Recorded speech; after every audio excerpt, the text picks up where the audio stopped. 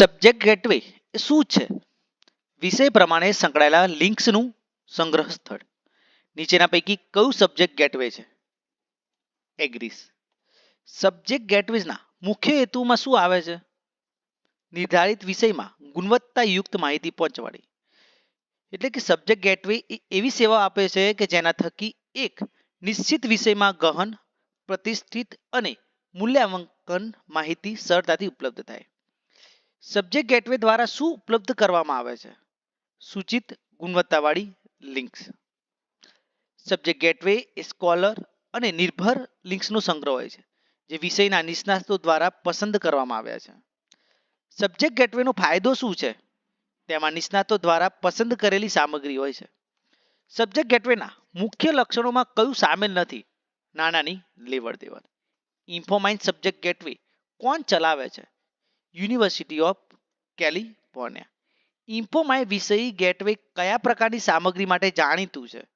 શૈક્ષણિક અને સંશોધન આધારિત વેબસાઇટ. સબ્જેક્ટ ગેટવેનો ઉપયોગ શેના માટે થાય છે? સ્ટડી પર્પઝ માટે ગુણવત્તાવાળી માહિતી મેળવવા. વર્ચ્યુઅલ લર્નિંગ રિસોર્સ સેન્ટર એ શું છે? ઓનલાઈન શિક્ષણ માટેનું સબ્જેક્ટ ગેટવે. સબ્જેક્ટ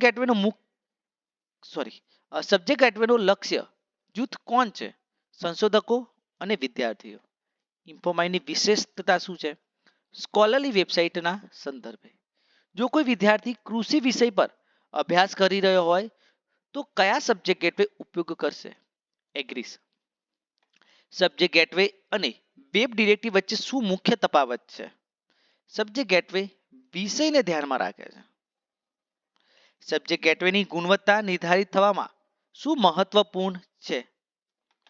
તો વિષય નિષ્ણાતોની પસંદગી અને સમીક્ષા.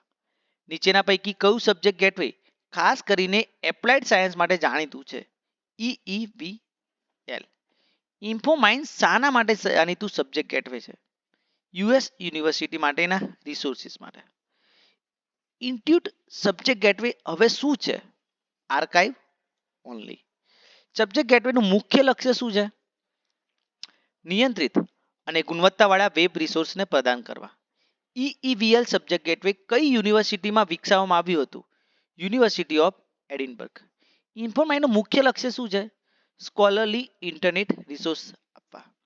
સબ્જેક્ટ ગેટવે અને સબ્જેક્ટ ડિરેક્ટરી વચ્ચેનો તફાવત શું છે? સબ્જેક્ટ ગેટવે વધુ સચોટ અને નિયંત્રિત હોય છે. ઇન્ફોમાઇન કઈ યુનિવર્સિટી દ્વારા વિકસાવવામાં આવ્યું હતું? યુસી રિવરસાઇડ. સબ્જેક્ટ ગેટવેની વિશિષ્ટતા શું છે? તેમાં ફિલ્ડ વાઇઝ રિસોર્સિસ હોય છે. ઇન્સ્ટિટ્યૂટ કઈ સરકારના સહયોગથી વિકસાવ્યું હતું? UK government. સબ્જેક્ટ ગેટવેનું મુખ્ય ઓડિયન્સ કોણ છે? સ્ટુડન્ટ, રિસર્ચર તથા જનરલ પબ્લિક. સબ્જેક્ટ ગેટવે કયા પ્રકારની માહિતીથી ભરપૂર હોય છે?